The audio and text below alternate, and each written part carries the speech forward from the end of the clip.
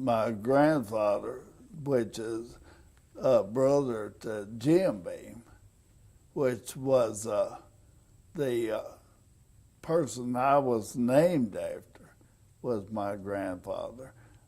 His name was William Parker.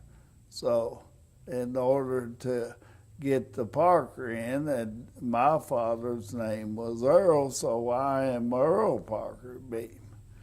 So as I recall, I remember going to Jim Beam's house when I was young with my grandfather and my father.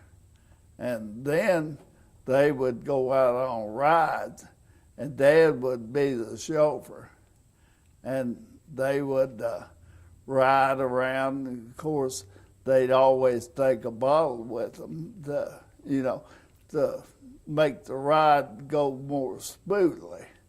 So in the meantime, as they were riding, if they saw somebody that looked like would enjoy taking a drink out of their bottles, they would stop and pass the bottle around.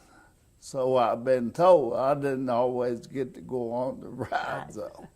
So anyway, one of their favorite spots to ride was that they would go over to Fort Knox, and my father would drive, and they'd see certain soldiers walking on the I guess post there, and they would offer them a drink and make sure they recognized that it was Jim Beam bourbon.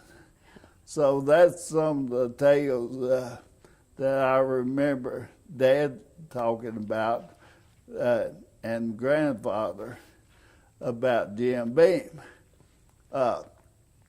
Then I guess getting back at my part at Heaven Hill, I followed my dad around there. I believe he came from Beam to Heaven Hill in 1946. So that time I was probably 5 years old, so I've been walking around here on this property ever since I was big enough to walk almost. I followed him around somewhat. And he usually, a lot of times after I was in school, my mother would bring me out and I'd hang around his office. Then when I got big enough to sweep the floors, he would have me clean the office. So I'd go from there to following everybody else around the distillery.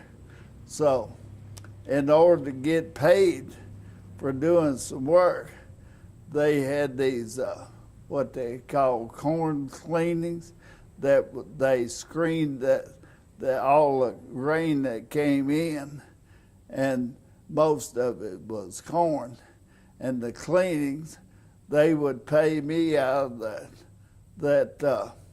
that proceeds of the corn cleanings, which I think at the time they were selling it for 50 cents a bag. So they would have like 3 bags a day, so I'd get $1.50 a day for my work. So anyway, then out of high school, I helped build one of these warehouses like we're in today, till I was old enough to go to work in the distillery. So I was 18 at the time when I went in the plant, and of course here I am 54 years later, almost still here. So it's been my whole life.